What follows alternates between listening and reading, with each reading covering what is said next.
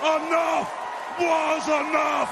And I said, let Trumpomania run wild, brother. Let Trumpomania rule again. Marjorie Taylor Greene, Jesus Christ, she's got to cool it with the steroids. Well, the Republican convention is over, folks, and to quote George W. Bush after seeing Donald Trump's inaugural speech, that was some weird shit.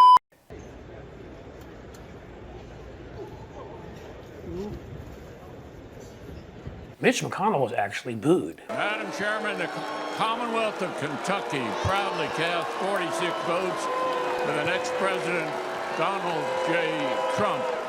Yeah, how would one sum up the crazy on stage, the just tawdry, the dirty, the gross?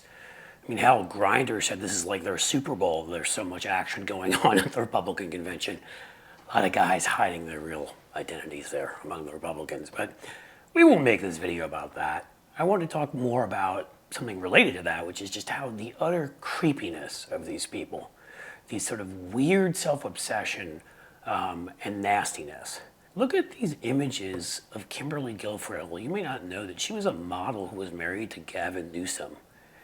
When you go from being a model on the West Coast married to Gavin Newsom to moving in to Mar-a-Lago with Donald Trump Jr., this is what happens to your face, apparently. And finally, who could ever finish talking about this exercise in genius without talking about Donald Trump? The guy is so weird. He's so creepy. In the same way, and I'm not going to go into his he gave a long rambling speech. Just about every person who watched it said it's the worst speech he ever gave. And of course, our crappy media didn't call for him to drop out like Joe Biden because they're in the tank for him, as you probably know. They love the ratings and everything. But to get back to Donald Trump, he rambled, he went out, he talked about Hannibal Lecter again. What is his obsession with a face-eating serial killer? Hello, Clarice. I'll let you answer that for yourself. You know, the press is always on me because I say this. Has anyone seen Silence of the Lambs? The late, great Hannibal Lecter. He'd love to have you for dinner. Yes, it may remind you of when he went and started humping the American flag on stage. The way he called his daughter attractive. Like, he's just so creepy and weird.